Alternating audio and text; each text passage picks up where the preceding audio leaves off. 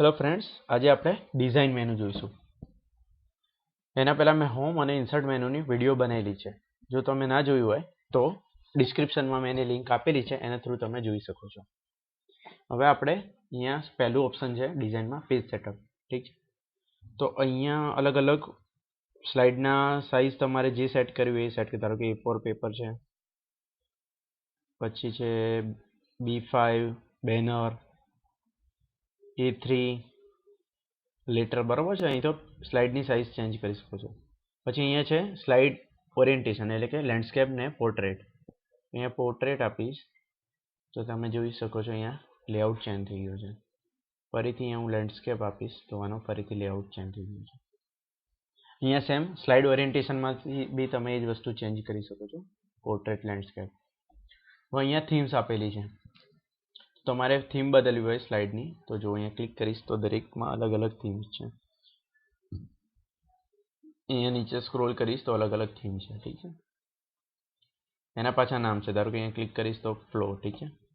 તો આની થીમ બદલાઈ ગઈ દરેક સ્લાઇડની। હવે અહીંયા બેકગ્રાઉન્ડ સ્ટાઇલમાં જશો તો અહીંયા બાય ડિફોલ્ટ અમુક થીમ આપેલી છે। ધારો કે એના સિવાય બી તમારે વધુ એડિટ કરવું છે તો ફોર્મેટ બેકગ્રાઉન્ડમાં જતા રહો।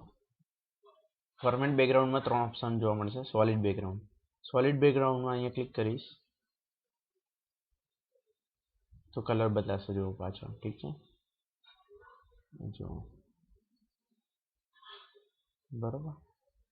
હવે હું ગ્રેડિયન્ટ ફિલ્ડમાં જઈશ તો એમાં અહીંયા પ્રેઝન્ટ કલરમાં અહીંયા પાછી અલગ અલગ ઇફેક્ટ, ધારો કે ફાયર ઇફેક્ટ, ફરીથી ક્લિક કરું ફોગ ઇફેક્ટ।